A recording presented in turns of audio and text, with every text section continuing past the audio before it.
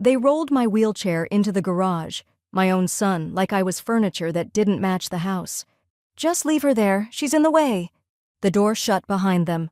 I sat alone beside a freezer, in the dark, while they toasted bread and blessings at the dinner table. By morning, I'd filed the repo paperwork. By nightfall, the car he loved was gone, just like my patience.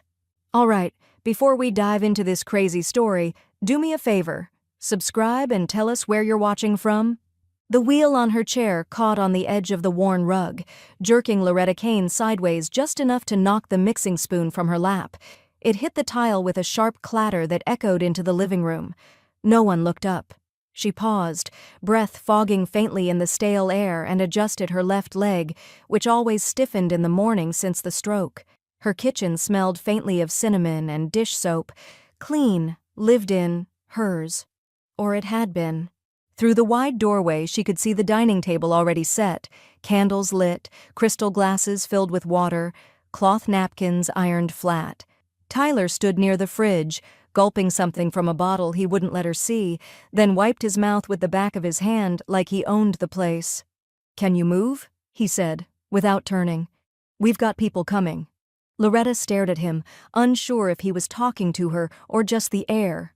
Then Haley appeared, heels sharp against the tile, voice sharper. "Just park her in the garage until dinner's over," she snapped, already fussing with a strand of hair in the hallway mirror. "I'm not tripping over that thing again tonight." "That thing?" Loretta said nothing, but her fingers tightened slightly around the armrests. Tyler came over, nudged her chair with his foot like he was repositioning a lawn ornament.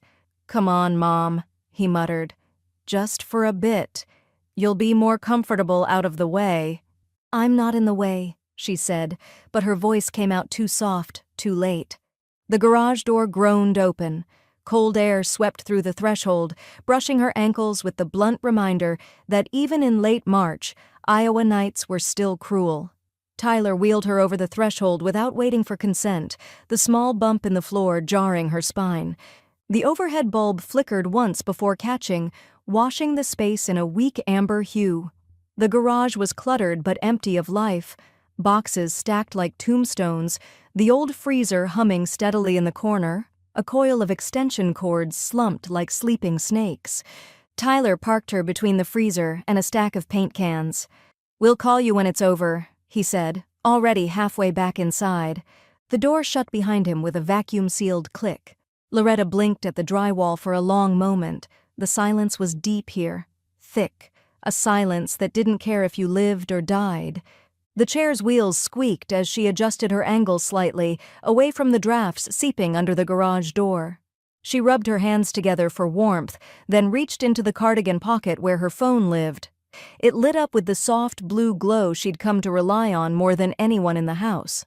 One text from Janine. "Need help sneaking out?" Loretta let out a low laugh, but there was no humor in it, just breath rising like steam in the chilled air. She stared at the message. The idea was ridiculous, and yet, maybe not. Another text buzzed in before she could reply. "They do this again?" She didn't answer. Instead, she looked around the garage, at the clutter, the forgotten junk, the dead space they thought matched her worth. Her eyes landed on the dusty bin labeled Christmas, 2003, and an old fishing rod leaning in the corner, her late husband's, still here, just like her. Another car door slammed outside, muffled voices, laughter. Inside, her own laughter once used to echo like that. This house had smelled of cornbread and tobacco and aftershave, not lilac candles and burnt hairspray, not the faint whiff of resentment that hung around every corner now. She sat straighter in the chair, reached into her other pocket, felt the folded paper she always kept there. Her deed. She didn't need to open it. She knew the signature at the bottom, in black ink, firm and final. Loretta Kane, sole owner. This was her home. Not a holding cell. Not a stopgap for adult children playing landlord. Her phone buzzed again, but this time it wasn't Janine. Bank manager called. "Need to talk. Important. Cliff." Loretta stared at the message. Cliff never used the word important lightly. She turned toward the garage door that led back into the house, now sealed tight. A new chill ran through her, but it wasn't from the cold. It was the kind that warned you. Something was moving under your floorboards, something you hadn't agreed to, something with your name on it. She gripped the wheels of her chair, and then she heard it, through the thin wall, the sound of Haley's laughter, bright and artificial, followed by Tyler saying something about getting things in order. Loretta narrowed her eyes. In that moment, surrounded by rusted tools and boxed-up memories, she realized something. They'd tried to park her like junk, but some things refused to stay stored. By the time Loretta wheeled herself back into the house, the laughter had stopped. The guests were gone, candles snuffed. The chairs, slightly askew, still held the impressions of people who'd eaten her food and never once asked where she was. She rolled past the dining table without looking at it. In her bedroom, everything was still where she'd left it, the way she liked it. The lamp on the nightstand cast a warm circle across her quilt, and the small clock ticked faithfully beneath the soft hum of her air purifier. But she didn't head for the bed. Instead, she opened the nightstand drawer and pulled out a thin manila folder. Inside was a single document she'd read at least 100 times, but tonight it felt like it hummed in her hands. She unfolded it, smoothed it across her lap. Warranty deed. This property, located at 2188 Cherry Hill Road, Cedar Rapids, Iowa, is legally owned in full by Loretta A. Kane. Black ink, no cosigners, no clauses, no fine print. She ran her finger down to her own signature, the one she'd made just 6 months before her stroke. Steady hand, full faculties, intent clear as day. This house was hers, not Tyler's, not Haley's, and certainly not some communal Kane family retreat that Haley now referred to as our place anytime company came by. As if on cue, a muffled voice drifted down the hall. Loretta angled her ear toward it. "Once we redo the countertops, it'll feel more open," Haley was saying. "I saw a reclaimed walnut slab on sale last week. Tyler thinks we should go quartz, but..." "Quartz is nice," Tyler replied. "Just make sure it doesn't look like something out of a retirement condo." Loretta closed the drawer. Hard. They weren't even pretending anymore. She unlocked her phone with a quiet tap and opened her contacts. Her thumb hovered over Cliff Moreno, S key, for just a second before she hit call. He picked up on the first ring. "Loretta, I was just about to call you back. You said earlier the bank called you? They flagged something, but before we go into that, let me ask you something first," Cliff said. His tone was always careful but never condescending. "You mentioned the deed last time we talked. You still have your copy?" "In my nightstand," she replied. "I've got it in my lap right now." "Good. And your will? Is it current?" "I wrote it after Raymond passed. I haven't changed it." There was a pause. "If you're open to it, I'd like to take another look at both, just to make sure things haven't shifted." Loretta's eyes drifted back to the hallway, where Haley was now laughing, dry, rehearsed, entitled. "They're making renovation plans in a house they don't own," Loretta said, her voice low. "I'm not in a nursing facility. I'm not 6 feet under. I'm in my bedroom, holding the deed they pretend doesn't exist." Another pause. Then Cliff said, "You still own every square inch. But we can make that loud and legal if you're ready." Loretta's answer came without hesitation. "I want them out of my garage. And my future." A soft exhale came through the phone, the closest thing Cliff ever gave to approval. "Then I'll draw up the documents, everything ironclad. No interpretation, no room to challenge." "And the will?" "I'll rework that too. You'll have full say. You always have." She ended the call and sat still for a long time, listening to the sounds of her home like someone trying to make peace with a ghost. No, not a ghost. A trespass. The house creaked as it settled for the night, old wood remembering who it really belonged to. Loretta turned off the lamp. In the dark, she reached under her bed and pulled out a small locked box. Inside, tax records, Raymond's military papers, and an envelope she hadn't opened in years. She didn't open it now, either. Instead, she pulled out a blank notepad and uncapped a pen. The first line she wrote was simple, "List of things they don't know I know." And then she added a second line. 1. You can't inherit what never belonged to you. The next morning, Loretta waited until Tyler left for the gym. He always made sure to loudly announce his routine as though it were an act of public service. She listened to the slam of the front door, the jangle of his keys, then the smooth purr of the car backing down the drive. Only then did she dial the number she'd memorized but never used. "First Trust Bank, this is Maya." "Maya Jensen?" Loretta asked, keeping her voice low. "Yes, ma'am. How can I help?" "It's Loretta Kane. I have a question I need you to answer carefully." She paused, adjusting the phone so it wouldn't pick up Haley's distant hum from the kitchen. "Has my son, Tyler Kane, attempted to open any lines of credit recently, using this address?" A beat of silence, then another. Finally, Maya's tone shifted, still polite, but cautious. "Let me check. Do you mind holding?" Loretta stared out the window as she waited. The backyard was still frosted, the grass pale with the memory of snow. A squirrel picked its way along the fence like it didn't trust the ground. Maya came back on the line. "Yes, a credit inquiry came through 4 days ago under his name, applying for a revolving line tied to a home equity estimate. He listed your address as the primary residence." Loretta exhaled slowly. Her fingers tightened around the wheels of her chair. Was it approved? Number it was flagged. He couldn't provide verification of ownership. That's what prompted the cross-check. A short pause. "I didn't know if I should reach out." "You did the right thing staying quiet," Loretta said. "Now I want you to help me make sure this never happens again." Within an hour, Cliff had called her back. His tone was clipped, almost surgical. "We'll initiate a protection filing today. I'm drafting a letter that legally bars any property-related credit or loan attempts unless they come directly through you or me. It'll block Tyler from sniffing around your equity ever again." Loretta leaned back in her chair. "Good. I don't want my house even whispered about without my say." Cliff continued. "Also, I'll log a private inquiry freeze with the county office. Nothing will move without a direct paper trail." "Make it concrete," she said.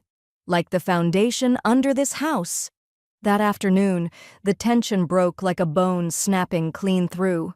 From the living room, Loretta heard Haley's voice go high and strangled. "What do you mean my application was denied?" She was pacing, her heels clacking hard against the hardwood, her phone pressed to her ear as she spat fury into the receiver. "You said it would be a soft pull. You said, no, do not put me on hold." Loretta wheeled slowly past the hallway, just enough to be seen, just enough. Haley's eyes flicked toward her, fury masked in blush and mascara. Loretta didn't blink.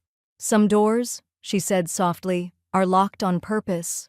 She didn't wait for a reply, just rolled into the sunroom, let the quiet settle back over her like armor. That evening, Janine came by with one of her famous cranberry walnut scones and a battered tote bag. "I heard the hyena screaming from 2 doors down," she said deadpan. "What happened, sugar?" Loretta handed her the folder. "They tried to open a credit line using my house. Cliff put a stop to it." Janine's mouth twitched, not quite a smile, but close. "Greedy and stupid. Not a rare combo, but still dangerous." She unzipped the tote and pulled out a small fireproof safe. "Let me keep your financial docs in here," she said, slipping the deed and the new legal letters inside. "Just for now. My place is quieter, fewer ears and less perfume." Loretta nodded. "Thank you." They sat in companionable silence for a moment.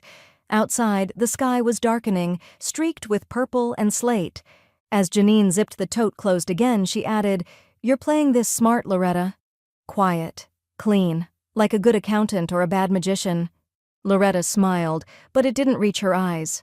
"I'm not playing, I'm reclaiming." Janine stood to leave, pausing at the doorway. "Let me know if they try anything else." "They will," Loretta said. Loretta noticed it the moment she opened the curtains. The front driveway was empty. Her van, custom-fitted with a side entry lift, hand controls, and swivel driver's seat, was gone. No oil drip where it normally sat. No tire marks in the shallow dusting of spring snow that had settled overnight. Just clean concrete and the eerie hush of something violated. Her first thought wasn't theft. It was him. She turned from the window, steadying her breath like a held note. A low murmur filtered from the kitchen. Tyler, pouring coffee, acting like the world hadn't shifted an inch. She rolled in, calm as smoke. "Where's my van?" Tyler didn't look up. Gone, he said, too casual. Traded it in. Loretta's spine stiffened. You did what? We figured it was time, he went on, swirling creamer into his mug. It was outdated, big, ugly. Not exactly efficient. We got a decent deal. Her fingers gripped the wheel spokes tight. We? Haley and I. Relax, Mom. He finally looked at her, all condescension and false cheer. We'll drive you wherever you need. You don't even go out much. Loretta didn't answer. Her ears rang. She backed out of the room and dialed Janine before she'd even cleared the hallway. Gone, she said, flat and clipped. Janine didn't ask what. You got the VIN? In my tax folder, hold on.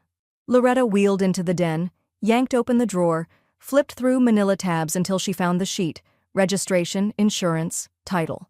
She read the 17-digit code aloud. I'll call DMV and flag it, Janine said. You call Cliff. But Loretta called Maya first. She didn't bother with pleasantries.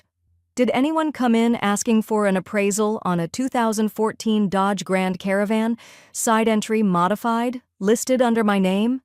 Maya didn't hesitate. Yes, 2 days ago. Couple claimed power of attorney. I flagged it as suspicious, meant to follow up with you today. I'm sorry. No apology necessary. Just keep your eyes open, Loretta said. If they move again, I want to know before they breathe. Then she called Cliff. He let out a slow whistle as she relayed the news. This changes things. I want a theft report filed, Loretta said. It's still in my name. They had no right. You'll have it by noon, Cliff replied.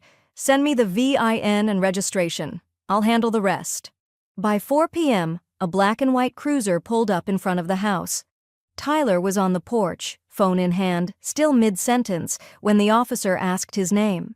Loretta watched from the sunroom as the conversation turned fast, first confusion, then raised voices, then a finger jabbed toward her van's empty parking space.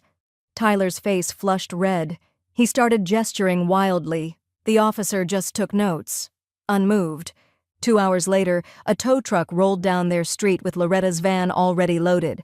Not to her home, to Janine's. Cliff had arranged it himself.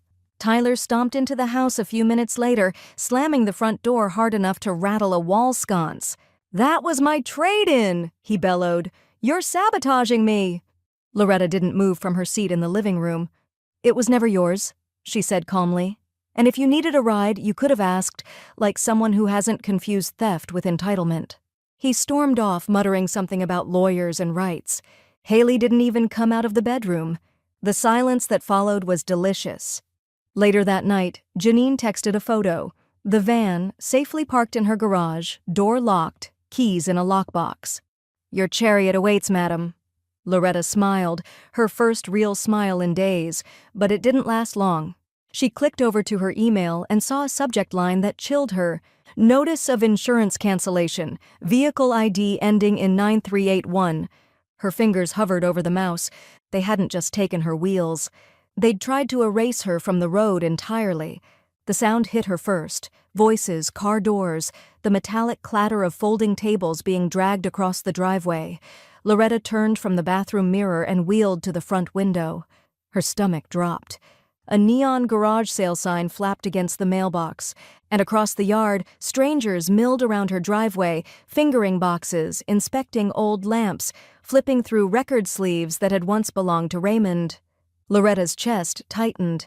She wheeled faster than her arms liked, crossing the front entry and cutting down the hall.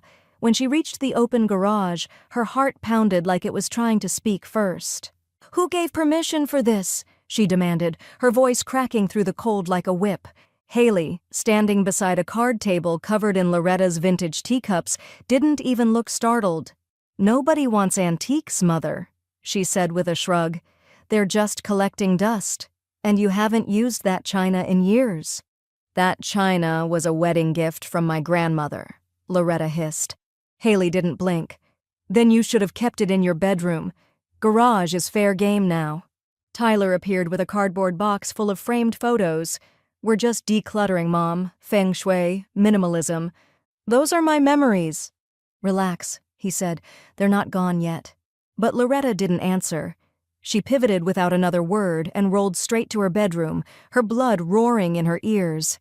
She pulled open the closet, then the bottom drawer of the antique dresser. Inside, a small fireproof safe. She entered the code with shaking fingers. The latch clicked open. She pulled out the last copy of her old will, the one written in the haze of grief after Raymond's death. The one that left everything to Tyler. Should circumstances render me dependent? Loretta stared at the document, then at the shredder in the corner. She fed the will through slowly.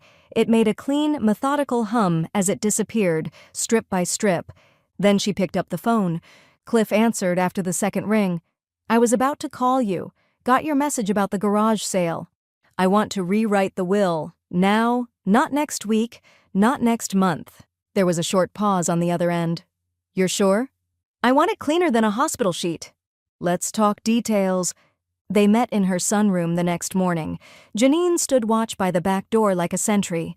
Loretta didn't flinch as she read the clauses aloud.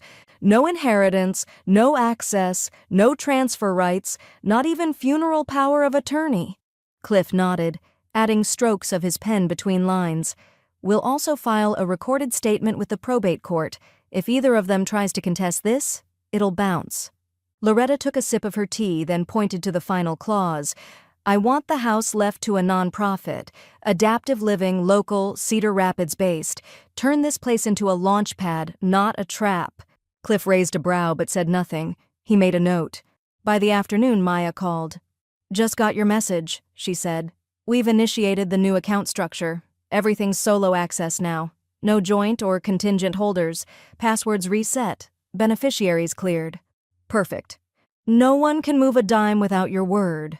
Loretta leaned back in her chair. That's the way it should have always been. But she wasn't done. Later that night, Janine knocked gently, holding out a manila folder like a passing of the torch. "You were right to ask," she said. "Loans in his name. Address is yours. The car title? Partial line holder blank." Loretta opened the folder, skimmed the attached documents. Tyler's car, a luxury model he couldn't afford but bragged about endlessly, had been bought using her home address to bump approval odds. She smiled. Tight, thin, surgical. Cliff arrived the next morning with a notary. They sat at the kitchen table while Loretta signed the lien claim in calm, precise strokes. "Congratulations," he said. "You now partially own your son's car." Loretta folded the papers neatly. "Let him find out the hard way." Outside, a gust of wind knocked over the garage sale sign. Haley chased it down the sidewalk in pink slippers. The knock came at 10:02 a.m. sharp, just as Loretta was reviewing the certified lien documents Cliff had overnighted for her records. She opened the front door to find Janine, winded and smug, holding up a paper coffee cup like a victory flag. "Got a new line for you," Janine said, stepping inside. "Garage got colder without that car in it, huh?" Loretta chuckled under her breath. "That car always idled louder than it earned. I don't miss it." Janine handed her the coffee, then reached into her tote bag. "Got something else, too. Found the lender info on your son's car. You ready for this?" Loretta raised an eyebrow. "They ran the application through with your address, front and center. No cosigner, but the loan officer logged it as a family-backed asset. Means they assumed he had help." Loretta's lips pressed into a flat line. "They assumed wrong." Cliff had called her the night before to confirm the legal next steps. "You're within your rights," he said. "That vehicle was secured using a false implication of shared financial backing. Since it's still under lien and they used your primary residence to acquire favorable rates, we can trigger a quiet repossession claim." "Quiet's my favorite volume," Loretta had said. This morning, the process began. Cliff submitted a petition of lien holder dispute through the auto lender's corporate office. He had chosen his wording carefully: misrepresentation of residency in financial disclosure, unauthorized use of address, request for lien holder reassignment. Janine, ever the numbers woman, had already run the likely outcomes. "It's headed for default," she said now, taking a seat. "Tyler's missed 2 payments already. He's been robbing Peter to pay Lexus." Across the room, Loretta's phone buzzed once on the side table. A notification flashed, voicemail from unknown caller, out of area. She ignored it. At lunch, Tyler hovered by the kitchen island, clearly trying not to pace. His phone was in his hand, his forehead creased. "Something wrong?" Loretta asked mildly as she wheeled in, a folded dish towel on her lap. He looked up, startled. "The lender's been calling me all day. Something about paperwork issues. I don't know what's going on." Loretta nodded slowly. "Maybe you should check your title." He blinked. "What do you mean?" She tilted her head, feigning concern. "When people use addresses they don't own, lenders get nervous. I'd imagine a few red flags are popping up." He stared at her, unreadable for a beat. "You had something to do with this, didn't you?" Loretta smiled faintly, folding the dish towel again. "You used me to buy it. I'm just making sure it gets returned." Tyler's jaw tightened, but he said nothing. He left the room a few minutes later, footsteps clipped and frantic. In the sunroom, Janine sat reading the Cedar Rapids Gazette like she didn't have a care in the world. "How long you think before he figures it's not just a glitch?" "Oh, he'll figure it out when the repo truck backs into the driveway." Janine whistled through her teeth. "It's gonna be a cold spring." That evening, Loretta moved her chair to the front window and sipped a mug of peppermint tea. Across the street, a child rode his bike in tight, proud circles, his helmet too big for his head. The breeze picked up just enough to carry the sound of someone arguing into a cell phone in the driveway. Tyler's voice, tinny and frantic. Loretta didn't need to hear the words. She knew the script by heart. "What do you mean we're flagged? I'm the buyer? I'm the owner? I make the payments." But the truth was simpler. He wasn't the buyer, he wasn't the owner. And he wasn't making the payments. The next morning, Cliff emailed her an update. "Lien transfer successful. Car listed under dual interest. You're clear to proceed with collection if account defaults." Loretta forwarded it to Janine with a single line. "I like this kind of shared custody." Just as she hit send, her phone buzzed again. A bank alert. Her brows furrowed as she read the screen. "Recent overdraft, Kane Family Joint Checking, $489.76 withdrawal. Memo, Home Maintenance Fund." Loretta's hands went still. She'd never opened a joint account. Not with anyone. The morning started with silence. Not peace. Silence. The kind that tiptoes around tension so thick you could stack it like firewood. Loretta sat in her sunroom, her favorite plaid shawl draped over her shoulders, and a steaming mug of cocoa warming her fingers. The house creaked in small, suspicious ways. Pipes sighed. Somewhere upstairs, Haley's heels clicked once, then stopped like she'd changed her mind. Outside, frost glistened along the edge of the lawn, not quite melted by the early sun. It was going to be a crisp one, a day for consequences. Loretta had positioned herself perfectly, half in shadow, half in the window's reflection. She didn't need the front row seat to know what was coming, but she wanted it. At 9:14 a.m., the tow truck rumbled around the corner, slow and deliberate, like it was looking for something it already knew it would find. It parked directly in front of the house. She took a sip of cocoa. 30 seconds later, Tyler burst out of the front door in mismatched socks, his voice rising before his feet had even hit the driveway. Hey, what the hell do you think you're doing?" The driver didn't flinch. Clipboard in hand, he pointed to the car. 2019 Lexus RX. Registered line holder transfer complete. Account past due. Orders official. "You can't take that. It's mine!" Tyler shouted, racing toward the car like he could guard it with his body. From the window, Loretta caught the moment the reality hit him. The paperwork was real, the transfer was legal, and the bank had stopped pretending to be polite. "Sir, step back," the driver said, unbothered. "This isn't a conversation." Then Haley appeared, hair in a towel, robe flapping, slippers dragging. Tyler, stop yelling. I can't find my phone. What is happening?" "They're taking the damn car." Haley looked from the truck to her husband and back again. "You said the payment cleared." "I thought it did." Loretta stirred her cocoa slowly. No rush. The scent of cinnamon and marshmallow drifted upward. The winch latched with a mechanical snap. The tires left the pavement with a finality that felt biblical. As the tow truck rolled forward, Tyler ran a few hopeless steps after it, yelling empty threats to the wind. Haley stood frozen on the lawn, one slipper hanging off her foot. Loretta allowed herself a small smile, hidden by the rim of her mug. When her phone vibrated on the side table, she already knew who it was. Maya Jensen. Loan closed, vehicles in the repo lot, lien holder rights fully secured, no further access for either of them. Loretta tapped back a reply. Thanks, Maya. One wheel at a time. The house door slammed hard enough to shake the sunroom windows. Tyler stormed back inside, dragging cold air behind him like a curse. A second slam came from the kitchen, and then another. Cabinet doors banged open and shut with increasing fury. "You knew!" he shouted from the hall. "You did this! Don't think I don't see what's happening!" Loretta wheeled slowly to the threshold of the living room and fixed him with the kind of look that could level cities. "That car was bought under my roof. You put it in my name when it suited you. I'm just helping it find its way home." "You're destroying this family!" "Funny," she said, voice like steel under velvet. "I thought you already sold that off. One signature at a time."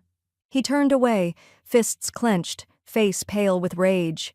Somewhere behind him, Haley was muttering into her phone, probably to her mother, or maybe to a hairdresser who doubled as a therapist. The walls thudded again. Another cabinet slammed, a drawer ripped out. It was the sound of people trying to shake loose control they'd never actually had. Later that afternoon, Janine texted her, "Saw the truck pass my house. Driver looked satisfied." Loretta wrote back, "So did I." She closed her eyes and exhaled. The storm had passed, for now. Then her phone buzzed again, new voicemail. "Caller ID, State Protective Services Intake Review." Her breath caught. She hadn't contacted them.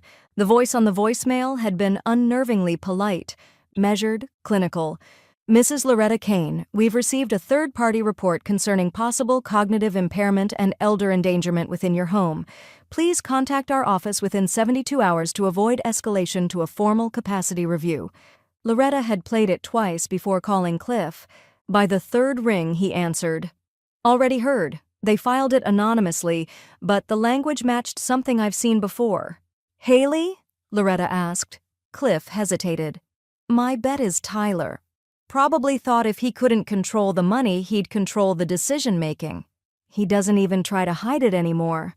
We'll file a formal objection, counter with medical evidence, and move fast. You're going to be fine, but we'll need one more thing." Loretta already knew. An exam. The appointment was set for the following Tuesday. Dr. Karen Bellows, court-approved neuropsych specialist. Warm smile, sharp eyes, and no tolerance for manipulation. Loretta rolled into the clinic with Janine in tow, looking every bit the composed, capable woman she had always been. Spine straight, lipstick just a shade too bold, documents in order. The test took 2 hours. Memory, reasoning, orientation, vocabulary, a few abstract puzzles designed to throw her off balance. It didn't work. Dr. Bellows smiled as she marked her final box. "If only more of my patients were this sharp." Loretta didn't smile back. "If only more of their children respected that." The courtroom smelled like lemon polish and recycled frustration. A dozen folding chairs, fluorescent lights, a flag no one looked at. Loretta sat beside Cliff, watching Tyler and Haley across the aisle. Tyler was in a suit he hadn't tailored properly, and Haley had applied her makeup like it was a shield. When the judge entered, everyone stood, except Loretta. She stayed seated, dignified and still, and let her presence do the talking. Cliff began calmly. "Your Honor, we're submitting evidence that Mrs. Kane is of sound mind and full cognitive capability. Psychological review is complete, medical records clean, and I've filed an affidavit from her primary physician confirming the same." The judge glanced down, rifled through the folder. "This is comprehensive." Tyler rose from his chair. "Your Honor, my mother's health has declined. She's vulnerable, confused. She's making erratic financial decisions under duress." "Such as?" the judge asked. "She's giving away property, cutting family out of her estate." Cliff didn't rise. He just folded his hands and waited. The judge's eyes narrowed. Changing a will is not in itself evidence of incapacity, and neither is refusing to subsidize adult children. Haley sniffled loudly beside him, tears just starting to smear her mascara. "She's being influenced," she whispered. "Manipulated. She's not the woman she used to be. Loretta finally spoke. Her voice didn't shake. No, I'm not. I'm stronger. The judge leaned back. I see no basis to approve a guardianship. The petition is denied, without prejudice, but with warning. If I sense another attempt like this without credible cause, I'll consider it hostile litigation. The gavel cracked down once, clean and hard. Tyler sat back like someone had deflated him. Haley started crying in earnest. Cliff leaned over. Told you, he said, voice low. We walk out clean. Janine was already wheeling Loretta toward the doors, one hand on the back of the chair, the other holding a lemon scone from her purse like it was contraband. I hope that gavel left a dent, she muttered, pushing through the heavy doors into the bright, biting air. In the parking lot, Cliff joined them at the curb. We'll update the estate, he said. Add a formal clause preventing guardianship or healthcare proxy transfers without your notarized approval. Good, Loretta said. Make it as binding as wet cement. Janine held up her palm. High five, Judge Slayer. Loretta slapped it lightly. Across the lot, Tyler and Haley stood near their Uber. He was red-faced and pacing. She was typing furiously into her phone with one hand, the other gripping her bag like it was a life raft. Loretta didn't watch long. She didn't need to. She was already writing them out of her future, one ruling at a time. As they pulled away from the courthouse, Cliff's phone buzzed. He read the screen, face tightening. Another move, he said, turning the screen so Loretta could see. Email subject, formal complaint filed, medication mismanagement allegation, Kane residence. Loretta's jaw clenched. They're not done. No, Cliff said, but neither are we. Loretta knew her pills. She knew the tiny blue one that steadied her blood pressure, the chalky beige that helped her sleep, and the translucent gel capsule she took every morning for joint pain. Her fingers had memorized the texture and placement of each compartment in her weekly organizer, so when she lifted the Tuesday lid and found 2 capsules where there should have been one, and one completely missing, she didn't blink. She didn't panic. She went still. The silence wasn't new, but this kind. This was surgical. She snapped the organizer shut and wheeled slowly to the pantry, where Janine was fussing over a jar of marmalade she'd brought over for morale. Do me a favor, Loretta said, voice like frost on porcelain. Check the refill log from last week. There should have been a new bottle of clonidine. Janine froze mid-twist. You think? I think someone wants me confused.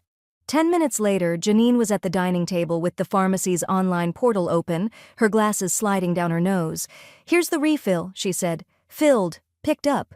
But you didn't go, right? Loretta nodded. Tyler offered to help out. Said the weather was too cold for me. Janine leaned in. Well, sweetheart, someone helped themselves to a second bottle. Loretta's jaw worked silently. Then she said, I want eyes in that kitchen. Quiet ones. The next day, Loretta ordered a set of discreet nanny cams online, ones designed for caregivers, complete with timestamp logging and cloud sync. Janine helped her install them, disguised as outlet plugs and a wall clock. They focused on the kitchen, the pantry, and the pill cabinet. Then Loretta waited. She played her part, polite, passive, pliable. At night she stayed silent behind her bedroom door, screen brightness turned low as she scrubbed through footage on her tablet. Nothing on day 1, nothing on day 2. On day 3 at 1:12 a.m., the camera in the kitchen clicked softly as motion triggered the recording. Haley padded in barefoot, robe loose, hair tied back. She moved like a raccoon, silent, mechanical, practiced, opened the cabinet, unscrewed 1 bottle, shook out 2 pills, then opened a second bottle, dropped 1 in, took another out, closed everything like it had never been touched. Loretta paused the frame, zoomed in. Haley's hand on the bottle was clear as sunlight. She didn't scream, didn't cry, just hit save clip, and emailed it to Cliff with the subject, next move. Cliff called her by noon. We'll report it immediately. This is criminal tampering, Loretta. Attempted harm, maybe worse. She wanted me weak, Loretta said flatly. Disoriented, like they described in court. She almost pulled it off. But now we push back. Officially. I want charges. You'll get them. He hung up, already in motion. Within 24 hours, a plainclothes officer arrived to collect a copy of the footage. Cliff had arranged for the report to be filed directly with the DA's office. No detours. Maya, ever reliable, called just after sunset. "I've set up a secure medication drop at the pharmacy. You'll have a locked container with your name, controlled access. Nobody else can pick them up." "Thank you," Loretta said. "I trust you. I trust you more." That night, the energy in the house changed. Tight, reactive, electric, like a power line ready to snap. Haley moved carefully, a little too quiet. Tyler pretended to be oblivious, but his phone calls multiplied, his voice clipped and nervous. Loretta sat in the kitchen, calmly counting her pills, one by one, as the sun dipped below the tree line. She didn't speak until Tyler tried to pass by. "Your wife's hands are going to get her cuffed," she said without looking up. "Might want to teach her how to read a dosage label." He stopped. "What are you talking about?" She turned to face him. "Elder abuse carries mandatory jail time in Iowa. Look it up." He opened his mouth, closed it, walked out without a word. By morning, Cliff had confirmation. Charges were filed. Count 1, medication tampering. Count 2, attempted medical endangerment. Count 3, elder abuse. Loretta held the paperwork like a verdict handed down from heaven. Janine just whispered, "Let the cuffs be tight." As the charges go public, a reporter shows up at Loretta's door with a microphone and a cameraman. "We're covering the Kane case.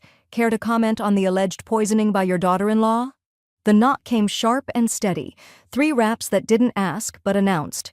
Loretta was already by the window when the police cruiser pulled to the curb. The badge on the door caught the morning light like a warning flare. No sirens, no urgency, just intention. She didn't need to guess who they were here for. She'd already brewed a fresh pot of coffee.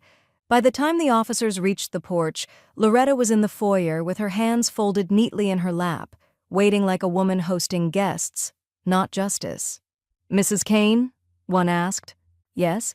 We're here on a warrant, prescription tampering and elder endangerment. Is Haley Kane present?" Loretta wheeled back slightly. "She's upstairs, second door on the left, just past the gilt." The officers didn't smile. One stayed behind, the other went up. It took less than 2 minutes. Loretta heard the stifled shriek before she saw anything. Then came the staccato of slippers on hardwood, a bedroom door flung open, and Haley, barefoot and mascara smeared, hauled down the stairs with wrists behind her back. "This is insane," she wailed. "I take care of her." "You stole from me," Loretta said quietly. "I made a mistake. They were just pills."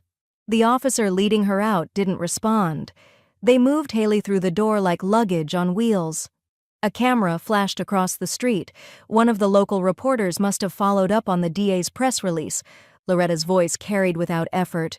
"You're not the caretaker, Haley. You're the cautionary tale." Tyler came barreling down the stairs, a beat too late, still pulling on a hoodie. "What the hell is going on?" "You're welcome to call Cliff," Loretta said, already dialing him herself. Tyler grabbed for his phone, pacing in tight, angry circles. "You set this up. You've been planning this for months."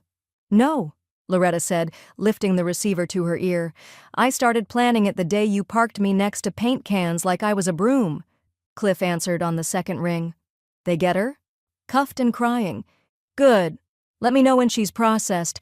I've already flagged her bail hearing." Loretta hung up just as Janine stepped through the side door, camera in hand, cardigan zipped high, eyes alert. "Got it all," she said simply. Timestamps, video, officer badge numbers, exit footage, filed to the shared folder under Justice March Edition. Tyler spun toward her. "You think this is funny? She's my wife." Janine's smile was razor thin. "She's lucky that's all she is." Loretta wheeled forward slowly, gaze locked on Tyler. "It's over. You've used every last excuse, and now the court sees what I've known for years." "You need me." "No," she said. "I need a new locksmith." The hearing was swift. The judge, the same one from the guardianship petition, wore the same weary expression, but this time the undertone was sharper. "Based on recent events, and due to ongoing investigations involving both parties' conduct in this residence, I'm placing a temporary removal order against Mr. Tyler Kane." The judge declared. 30 days, no return to the property, no unsupervised communication.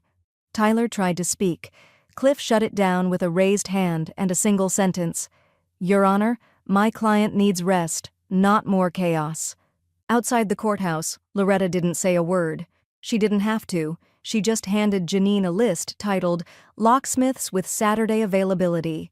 By 3 p.m., a man named Rudy had changed every lock on the house. Tyler's keys? Useless. Haley's clothes? Bagged and labeled in the garage like forensic evidence waiting for pickup. Loretta slept with her door open that night for the first time in months. The quiet was different now. Calm, earned, not defensive. But the next morning, as she stirred cream into her coffee, Maya called. There's something you need to see, she said, voice taut. Loretta frowned. What is it? Maya hesitated. I just checked our system. Someone tried to authorize a power of attorney form under your name, yesterday afternoon, from an IP address linked to a public library terminal. Loretta set her mug down. Carefully. Was the name on it mine? Yes. And the signature? Forged. Loretta sat at the kitchen table with the forged power of attorney form printed in front of her, Maya's email still open on her tablet beside it. The signature was a laughable attempt at forgery, her name scrawled in jittery loops that didn't come close to the practiced steadiness of her real hand. The kind of fake you'd expect from someone arrogant enough to think no one would look too closely. But someone had. She tapped Cliff's number with one finger. He answered before the second ring. They used a library IP this time, she said. Tried to slip in a new power of attorney. Signed it in my name. Sloppily. Tyler? Has to be. Haley's in court-ordered silence, remember? I'll get the form flagged and invalidated, but we can do more. I want to burn their backup plans down, Loretta said. There was a pause. Then Cliff replied, Then you should probably see this. He forwarded a scanned application from the Cedar Rapids Housing Authority. Tyler had filled it out the week prior, claiming caretaker status and listing Loretta's address as his permanent residence. They're trying to get state assistance now, Cliff said, claiming he was removed unlawfully, that you've been dependent on his care for years. Loretta didn't even flinch. Let's see what the state thinks about that. The phone call to the housing authority was brief and devastating. This is Loretta Kane. I'm the legal homeowner at 2188 Cherry Hill Road. I'd like to report a fraudulent housing application filed using my address and name, without my consent. I am not dependent on care, I am not displaced, I am not in need of state housing. The woman on the other end paused. Then, We've had our eye on that file already, Mrs. Kane. Good, Loretta said. Now you have a statement to back your suspicions. Within 24 hours, Tyler's application was denied and flagged, a permanent red mark in the city's system, one that would follow him for years. Cliff sent the paperwork confirming it. Then he went further. We've officially updated the deed protections, he said. No familial transfer, no inheritance default, no survivor claims. Your house is locked tighter than Fort Knox. I don't want it to die with me, Loretta said. Then where do you want it to go? She smiled and leaned back in her chair. Somewhere it'll mean freedom, not leverage. 1 week later, the paperwork was filed with the Wheelhouse Initiative, a nonprofit focused on creating fully accessible homes for newly disabled adults. The house would be donated in full upon her death, converted, expanded, and opened for veterans, stroke survivors, and others like her, people often forced into facilities when a real home could change everything. Cliff delivered the notarized documents in person. You're the first private donor to ever transfer a full residence to the initiative, he said, voice quiet with reverence. They're naming part of the build-out after you. Loretta ran her hand over the folder, then handed it to Janine like it was a baton. Let's celebrate before I start crying. That weekend, Janine transformed the backyard into a party space. Paper lanterns, folding chairs, a rented patio heater, and a tub full of sparkling cider. A small banner hung from the pergola. Independence looks good on you. Neighbors filtered in with warm casseroles and wide grins, all curious and supportive. Some knew the whispers about the Kane drama. Others didn't ask. All toasted her with clinking glasses and one-liners.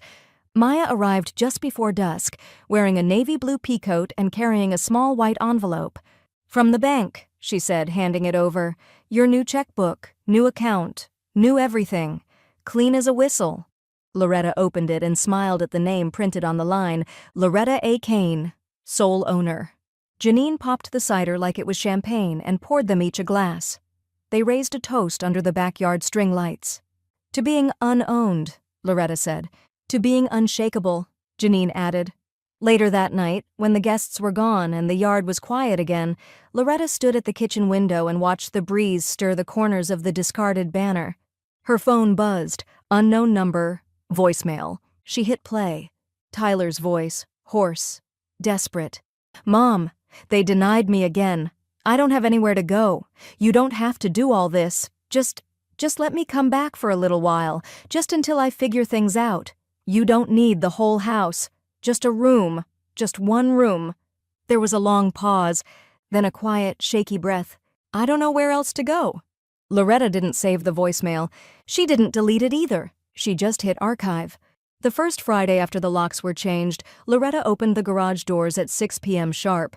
She had swept the concrete clean that morning, twice, then rolled out a donated area rug from Janine's basement, unfolded 6 sturdy lawn chairs, and laid a tray of lemon bars on a side table near the heater.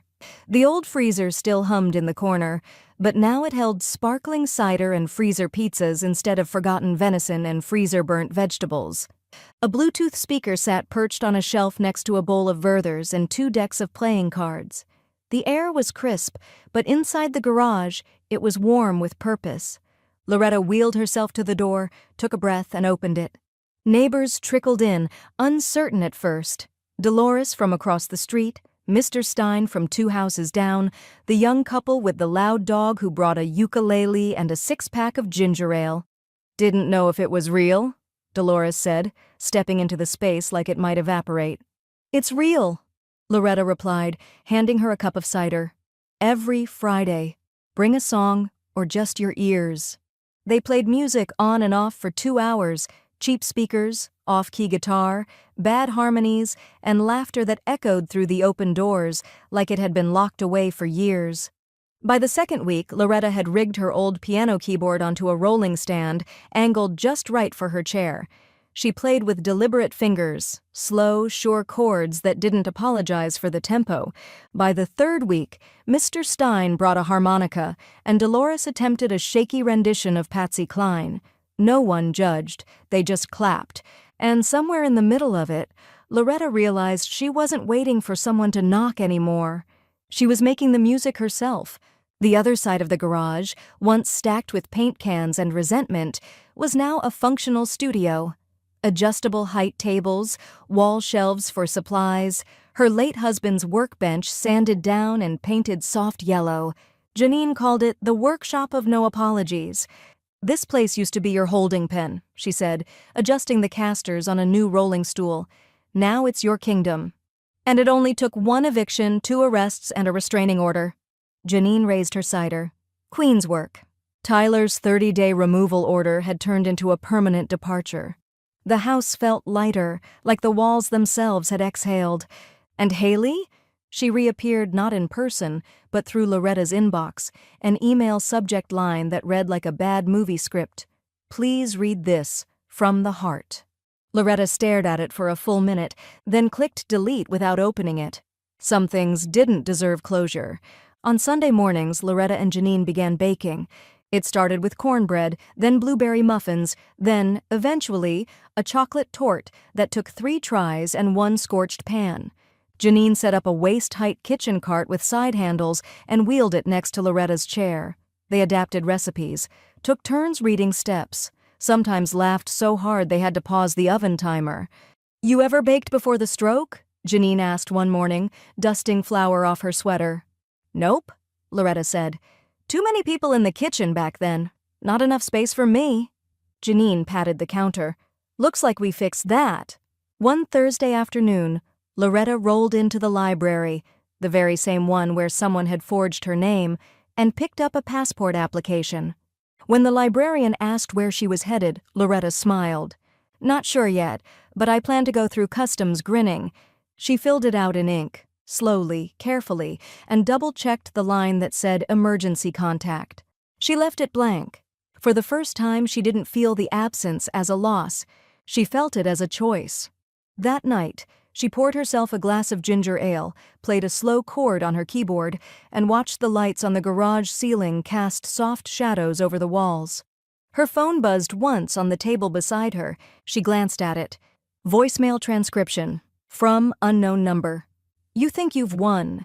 You think this ends with some party and a piano, but this is my family, my house, and I'll take it back if I have to drag your name through court to do it.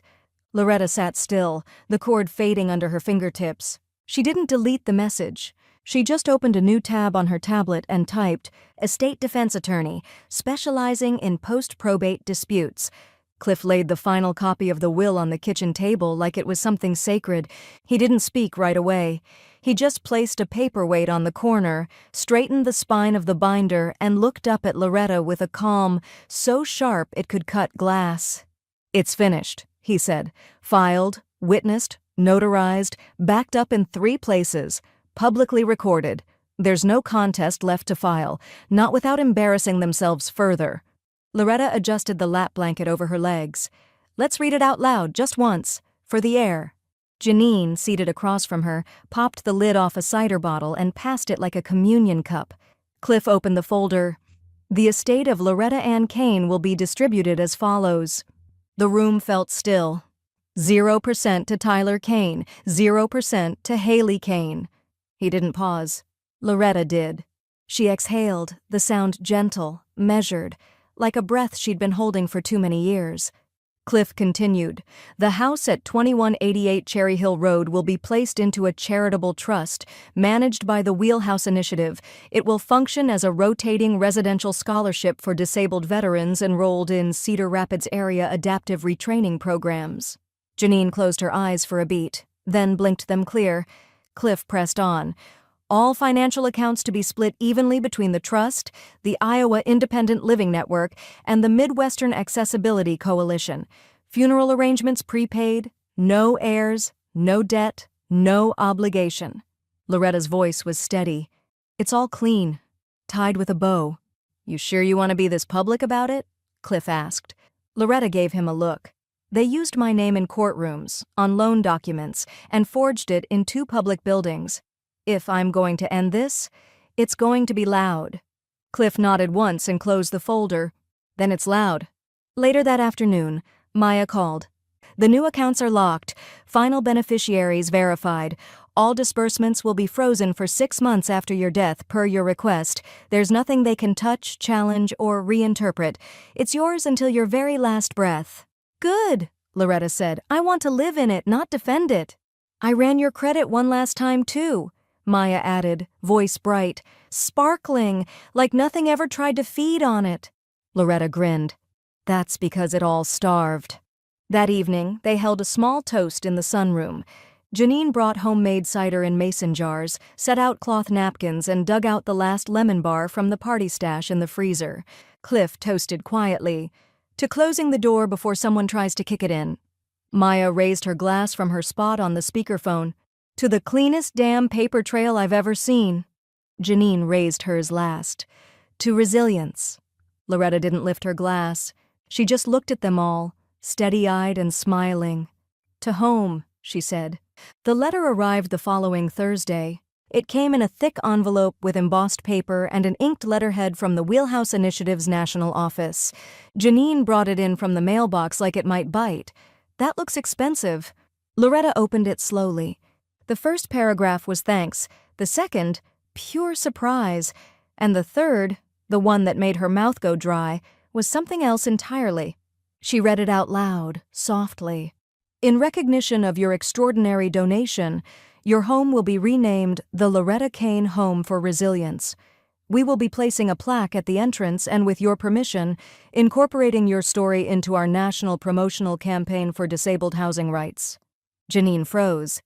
You're going to be a building? Loretta blinked. I think I'm going to be a headline. Cliff's mouth twitched into a rare smile. You gave them a future. They're just returning the favor. Loretta turned the page. Attached was a sketch rendering, her house with a new ramp extended, wider doors, a community garden in back. The name was etched in metal above the doorframe. She didn't cry, but her hands shook. Janine reached over and covered them gently with her own. "I guess," she whispered, "we're not alone anymore." Across town, in a borrowed apartment above a laundromat, Tyler refreshed the county court site for the 5th time that hour. Still no changes, still no path back in, no will to contest, no loophole left, and then, finally, the headline popped up in the local news feed. Veterans Housing Initiative receives historic gift. Cedar Rapids woman donates home to disabled scholarship program. New facility named the Loretta Kane Home for Resilience. Tyler stared at the screen in silence. He didn't click the article. He didn't need to. The house was gone, and it had her name carved into it forever. The installers came just after lunch, 2 men in matching polo shirts with the Wheelhouse Initiative logo stitched above their hearts. They didn't say much, just nodded politely and began measuring the porch column with careful precision. Loretta watched from the sunroom window, hands folded around a warm cup of tea. Janine stood behind her, narrating the scene like a sports commentator. Bronze plaque, left aligned. Looks heavier than expected. Oop, he almost dropped it. Good recovery. "Do you ever take anything seriously?" Loretta asked, sipping. "I take snacks seriously." They both smiled. Outside, one of the men drilled into the brick facade. Dust puffed, then settled. The other held the plaque steady. By 1:15 p.m., it was done. Loretta wheeled out herself this time, slowly, with deliberate grace. The men stepped back to let her see it fully. It was simple, clean, dignified. The Loretta Kane Home for Resilience. Dedicated to the power of choice, freedom, and starting again. Her breath caught, not from surprise but from weight. It wasn't just a name on metal, it was a refusal to be erased. The local news segment aired 2 nights later. Only 3 minutes long, but it ran during the 6 o'clock block, right between weather and high school football highlights. A clean-cut anchor in a red blazer stood on the sidewalk outside Loretta's home, gesturing toward the bronze plaque while a voiceover summarized the story. A Cedar Rapids woman has turned decades of adversity into action, converting her private home into a public sanctuary for veterans living with disabilities. The result? A house, a trust, and a future, built in her name. The screen cut to a photo of Loretta on the porch, surrounded by volunteers and neighbors, her hand resting on the wheel of her chair, smile just shy of triumphant.